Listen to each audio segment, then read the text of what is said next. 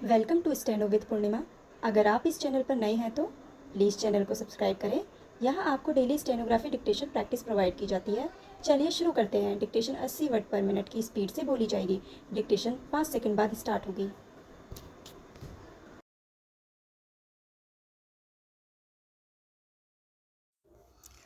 अध्यक्ष जी, किसी भी देश की विदेश नीति अपने में कोई स्वतंत्र नीति नहीं होती है, वरन वह किसी देश की आंतरिक नीति को स्पष्ट करती है।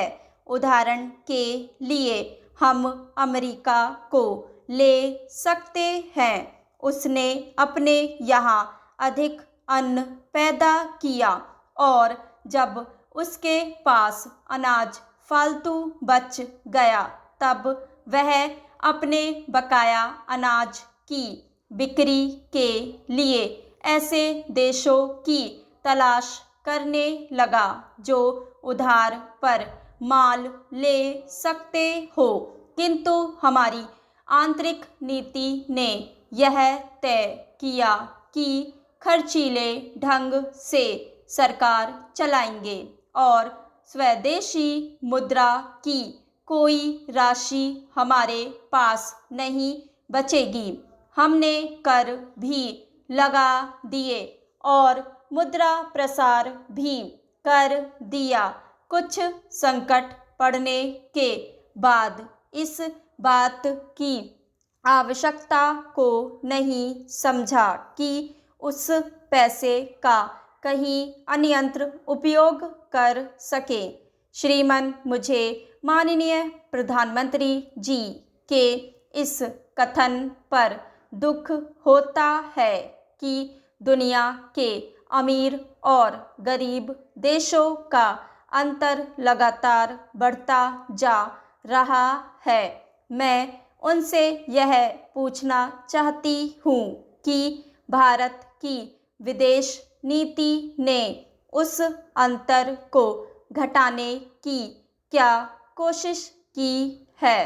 क्या भारत सरकार ने कभी दुनिया की पंचायत में यह कहने की हिम्मत की है कि बालिग मताधिकार के आधार पर यूएनओ का चुनाव होकर एक संसद बनाई जाए?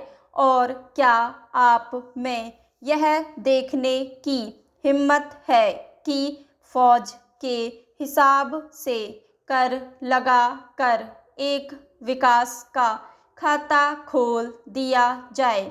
जो देश विकसित है उनके मजदूरों का 1 घंटा हमारे देश के मजदूरों के घंटों के बराबर माना जाता है, क्योंकि उनके पास साधन है।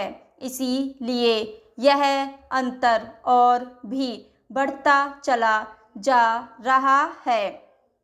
किसी देश के अंदर आंतरिक नीति में अमीरी और गरीबी का अंतर बढ़ता चला जा रहा हो और वह दुनिया के देशों में विद्यमान अमीरी और गरीबी के इस अभिशाप को समाप्त करेगा, यह समझ में आने वाली बात नहीं है।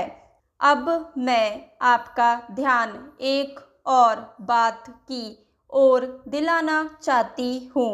पूर्वी जर्मनी को मान्यता देते हमें परेशानी होती है, इसलिए कि शायद पश्चिमी जर्मनी को बुरा लगे, लेकिन पश्चिमी जर्मनी ने तो अपनी रक्षा का भार दूसरों पर छोड़ दिया है।